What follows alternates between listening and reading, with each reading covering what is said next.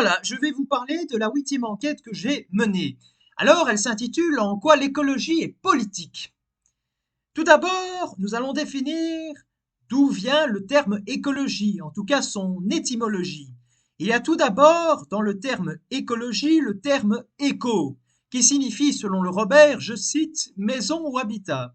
Et puis nous avons dans la terminologie du mot écologie le logis, qui signifie, selon le Robert, je cite, la science.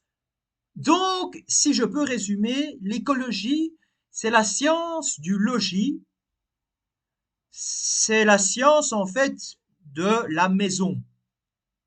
Donc, du point de vue de base, déjà, c'est de droite.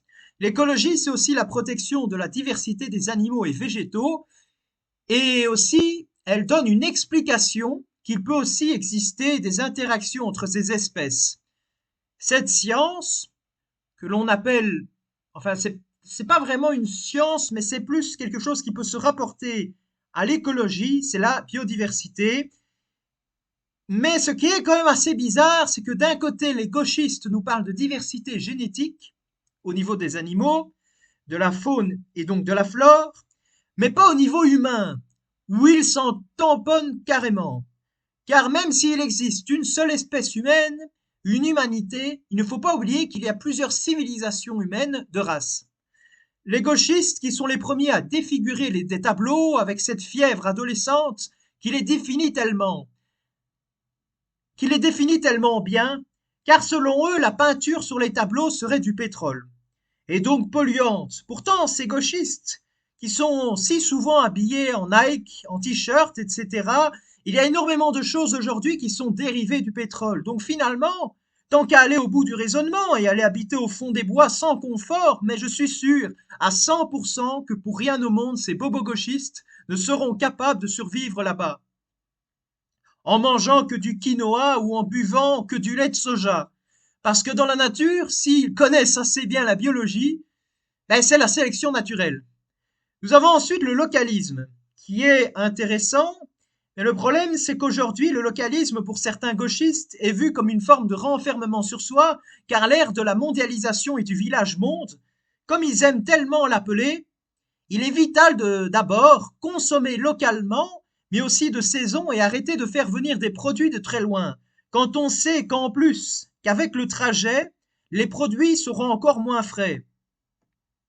Les frontières sont très importantes, car elles permettent de ne pas déjà nous faire envahir par plein de produits qui ont été génétiquement modifiés et donc qui en quantité aussi abondante et donc à si bas prix concurrencent gravement nos agriculteurs et qui en poussent certains soit à mettre la clé sous la porte, soit à mettre fin à leur jour, ce qui est dramatique. En plus, si l'on ajoute ça aux faibles salaires et aux conditions climatiques qui sont capricieuses, c'est très compliqué.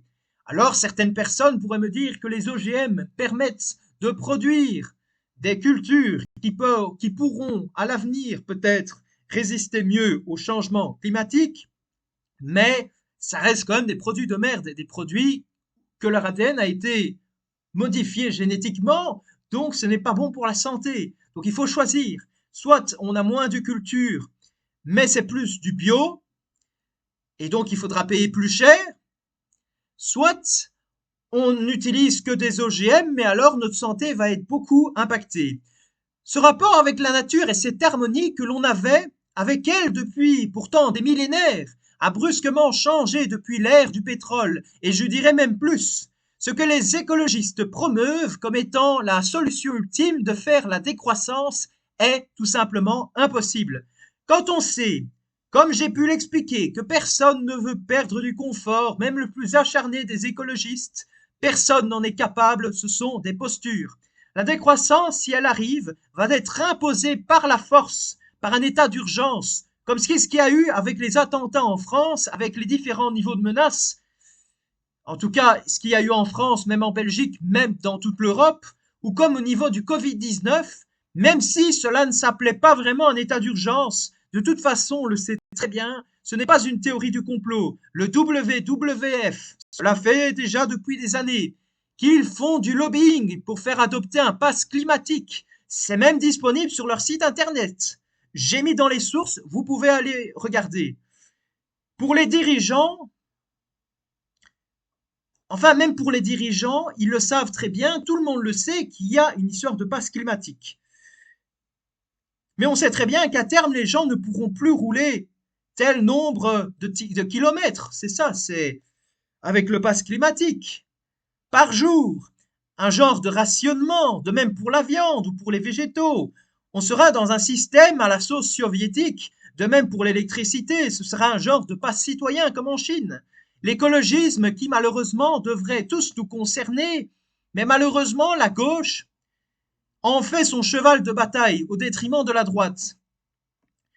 Déjà la droite le disait dans les années 80, l'écologisme est comme une pastèque, verte à l'extérieur et rouge à l'intérieur. Évidemment, puisque la population mondiale va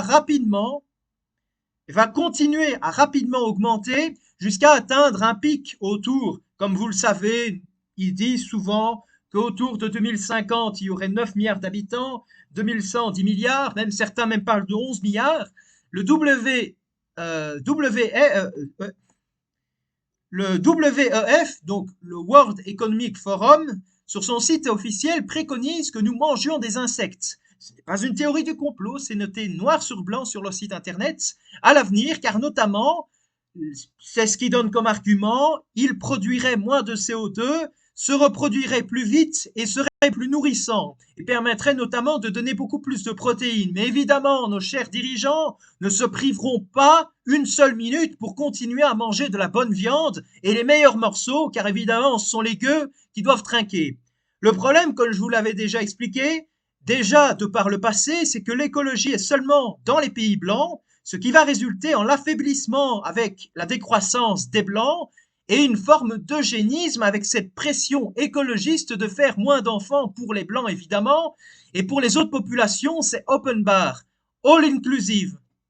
Le problème, c'est que la droite a un réflexe beaucoup trop pavlovien de soit nier le dérèglement climatique, ce que les gauchistes les appellent les climato-négationnistes, rappelant les heures sombres de notre histoire, notamment avec Robert Faurisson, et puis nous avons des gens qui considèrent que malheureusement nous n'avons pas le choix, mais tant que nous ne mettons pas assez d'argent dans la recherche d'énergie propre, et donc il faut une croissance économique, qu'on le veuille ou non, pour financer ces recherches, nous sommes condamnés sinon à nous tiers-mondiser. Les gauchistes parlent d'éoliennes, mais non seulement, elles détruisent le paysage autour de celles-ci, avec la bétonisation notamment, celles-ci détruisent les sols et les rendent infertiles, et en plus le problème c'est elles dépendent beaucoup des vents, et c'est assez hasardeux. En plus, les éoliennes sont très polluantes, notamment lors de leur fabrication. Une des solutions qui peut être préconisée serait des barrages hydroélectriques qui, quand même, ont réussi, notamment, les Québécois ont réussi notamment à baser quasi exclusivement leur production électrique sur l'hydroélectricité en majorité, ce qui est quand même pas rien. Nous avons un exemple qui prouve que les éoliennes ne sont pas la solution, car ce qu'on a pu voir en Allemagne, étant donné que l'électricité n'était pas suffisante quand elles ont été produites par les éoliennes, l'Allemagne avait donc décidé d'arrêter le nucléaire et de réouvrir ses centrales à charbon qui, disons-le honnêtement, sont pires que tout. En plus, depuis 2019, la porte-parole de l'écologisme est Greta Thunberg. On ne la présente plus, la grande question que l'on peut se poser sans sombrer dans le complotisme, c'est quel lobby l'a mise, notamment pour être porte-parole de l'écologisme. Hein, elle n'a pas vraiment de valeur ajoutée, elle n'est pas experte ni climatologue, donc on peut se dire qu'il y a des lobbies écologistes derrière. Car comme d'habitude, que cela soit les associations pro-migrants avec la photo du Aylan sur les plages en Turquie en 2015 pour justifier l'immigration massive, ou Greta Thunberg qui, toute jeune, a peur que son avenir soit détruit, on se doute bien qu'il y a un agenda politique et que de nouveau, on cherche à émouvoir les foules. En parlant de l'immigration, les gauchistes qui veulent faire venir les migrants sont-ils si écolos que ça? Quand on sait que lorsque les migrants ont une empreinte carbone généralement dans leur pays d'origine, en Afrique subsaharienne de 360 kg de CO2 par an, et que lorsqu'ils adoptent le modèle occidental en étant intégrés ou non, explosent leur empreinte carbone, passant à 4,5 tonnes de CO2 par an, donc multiplié par 12. En plus, si l'on ne compte pas le voyage effectué avec je veux dire, avec voilà, tout leur transport, toutes leurs valises, ils font tout leur voyage, ça fait aussi beaucoup de CO2. Et lorsqu'on prend en compte en plus les autres pays de l'OCDE, c'est multiplié par 23. Et en plus de ça, si c'était que ça en fait, mais c'est encore pire, puisque là, quand ils viennent ici à la construction de bâtiments, à la confection notamment aussi de smartphones, en plus, même si c'est plus de l'ordre du spécisme que de l'écologisme, la souffrance animale, les écologistes aussi sont, comme beaucoup de gens, soucieux de la cause animale.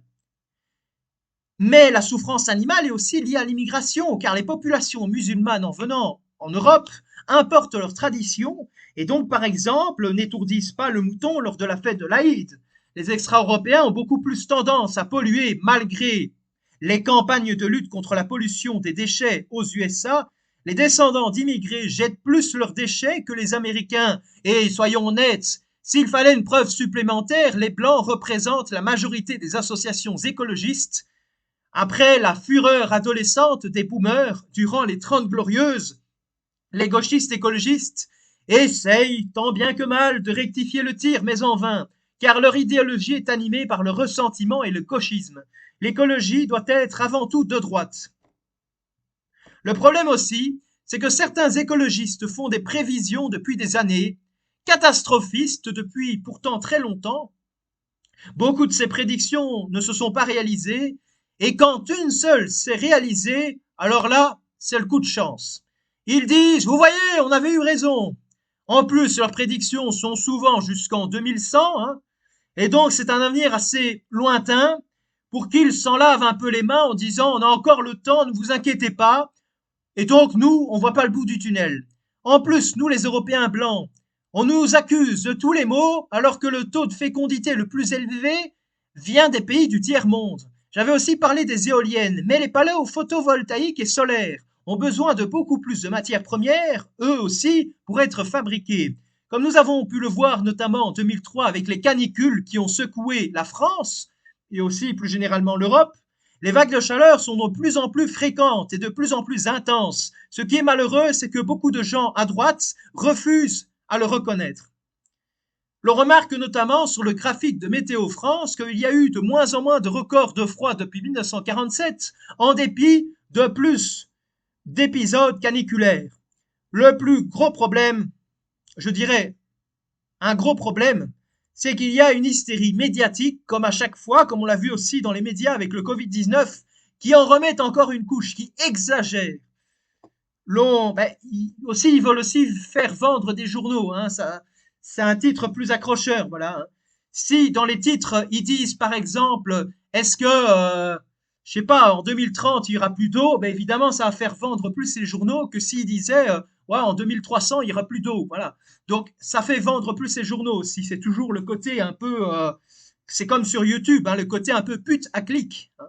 C'est pour faire amener le clic. Le remarque sur le graphique d'Olivier Vidal que les centrales nucléaires est la deuxième installation qui nécessite le moins de matières premières à sa confection.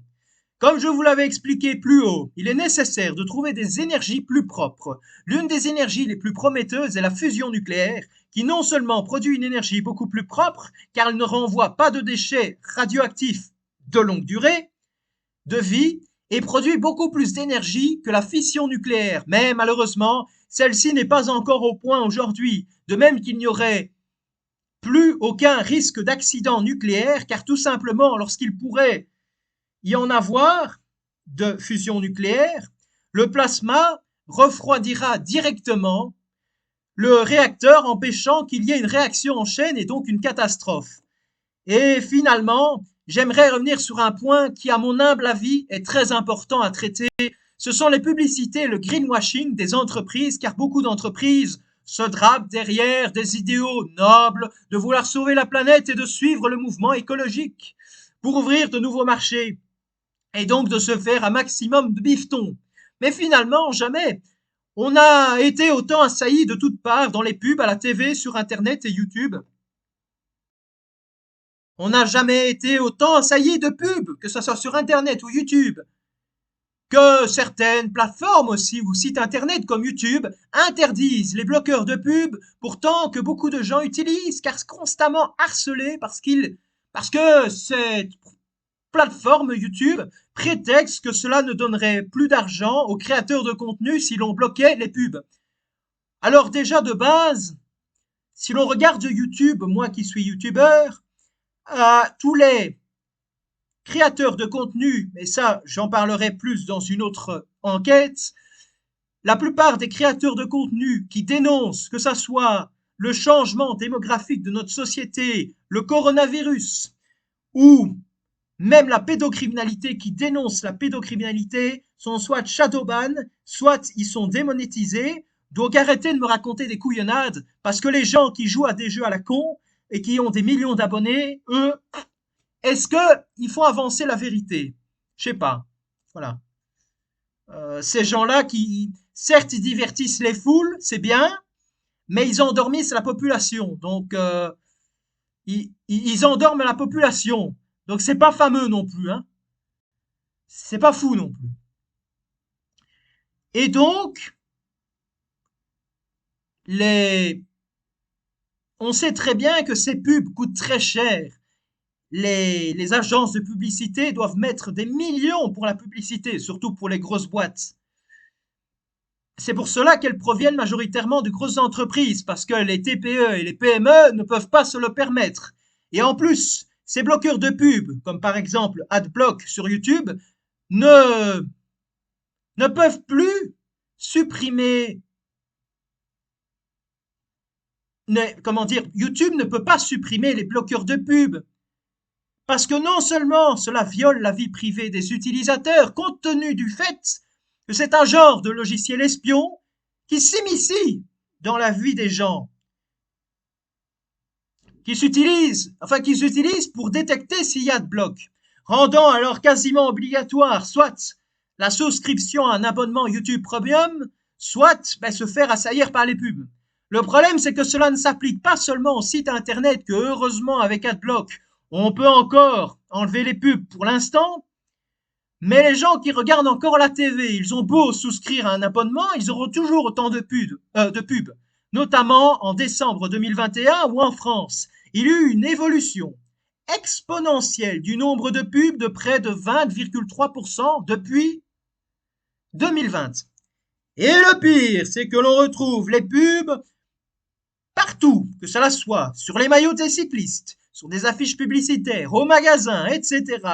Ma solution serait très simple, ce serait de réduire considérablement les pubs qui poussent de facto à la surconsommation de masse et donc au gaspillage et de les remplacer par des pubs, mais pour des TPE ou des PME.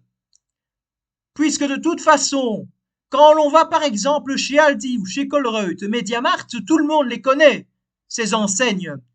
Et si la personne a par exemple assez de budget pour aller chez Mediamart, alors il va y aller, mais alors les pubs, il n'en a pas besoin, car lorsque la personne achètera par exemple le PC, le vendeur pourra leur dire que le PC qu'il veut acheter n'est peut-être pas en promotion par rapport à un autre qui l'est.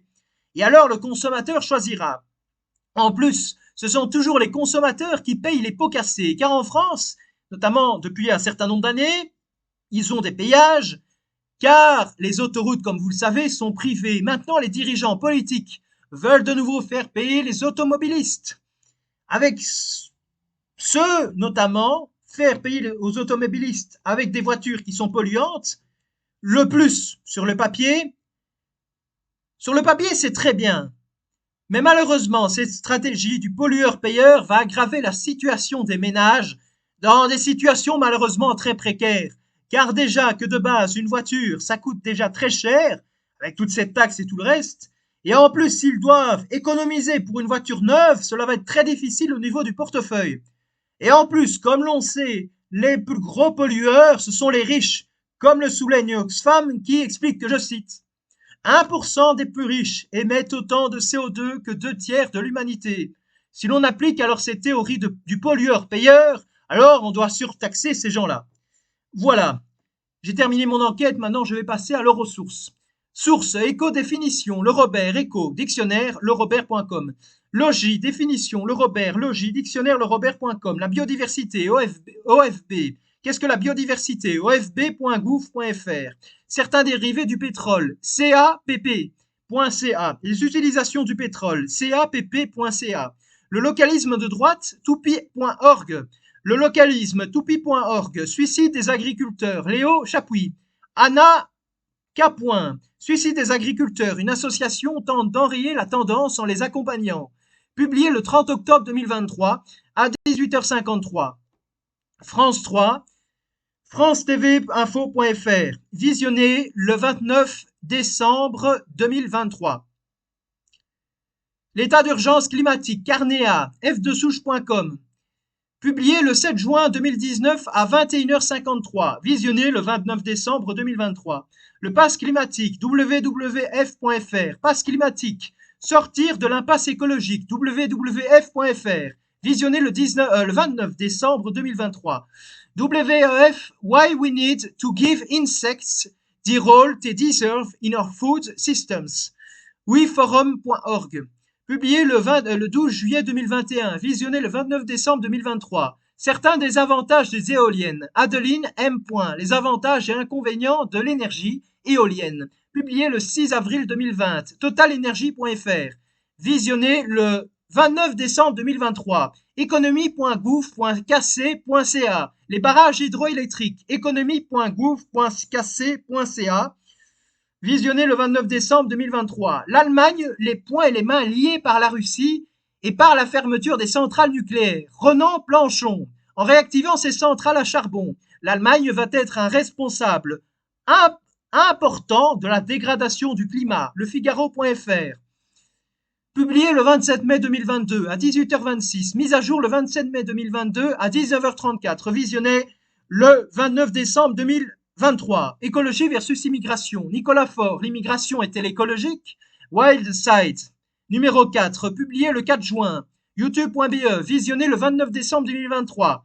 La droite doit enfin se réapproprier l'écologie. Sunrise. La droite doit enfin s'assumer d'être écolo. Wild Side, numéro 2. Publié le 17 juillet 2022. YouTube.be, visionné le 29 décembre 2023. Vague de chaleur de plus en plus intense. Météo France, vague de chaleur et changement climatique. Publié le 28 septembre 2023. Météofrance.com. Publié le 28 septembre 2023. Visionné le 30 décembre 2023. Les pays les plus pollueurs au monde. Aline, quels sont les pays les plus pollueurs au monde en 2023? Le classement, publié le 10 octobre 2023. Équateur.fr. Les pays avec le plus haut taux de fécondité au monde. Strat of India. Where will be the next 1000 babies be born? Stratofindia.in. Twitter.com. Publié le 11 juillet 2022. Visionné le 30 décembre 2023. Quantité de matières premières pour produire les sources d'énergie. Olivier Vidal. Mineral Resources and Energy Future Stakes in Energy Transition. Reddit.com. Visionné le 30 décembre 2023. Calcul de l'émission de carbone par les populations extra-européennes subsahariennes, notamment The World Bank. dataworldbank.org. Visionné le 30 décembre 2023. Les extra-européens jettent plus les déchets que les Américains blancs occidentaux. Philippe Lemoine. Does immigration make littering worse? It sure looks that way. Nec pluribus simpar.net. Publié le 19 décembre 2019, visionné le 30 décembre 2023. La fusion nucléaire, la future énergie d'avenir. Mehdi Lagari, comprendre la fusion nucléaire, l'énergie des étoiles. En cette question, publié le 19 août 2022. À 8h31, mise à jour le 24 novembre 2022 à 14h22. Leséchos.fr. Visionné le 30 décembre 2023. Le greenwashing, hypocrisie des entreprises. YouMatter, greenwashing, qu'est-ce que c'est? Définition et exemple de greenwashing, publié le 8 juin 2023. YouMatter.world.fr, visionné le 30 décembre 2023. Michael Bazog. En renforçant le blocage des bloqueurs de pub, YouTube est-il hors la loi? Publié le 7 novembre 2023. www.01net.com. Visionné le 30 décembre 2023. L'augmentation exponentielle du nombre de pubs à la TV, CNC.fr. Baromètre du marché de la publicité TV, décembre 2021, CNC.fr. Publié le 5 avril 2022, publié le 30 décembre 2023. Les péages surtaxés pour les voitures trop polluantes, Julienne Saint-Jean. Surtaxe au péage, l'écologie est la nouvelle excuse des États. Publié le 7 juin 2018 à 15h32, visionné le 30 décembre 2023, le Figaro.fr. Les riches les plus grands pollueurs, Oxfam International. Les 1% les plus riches émettent autant de CO2 que 2 tiers de l'humanité, publié le 20 novembre 2023, oxfam.org. Voilà, à très bientôt pour une prochaine vidéo.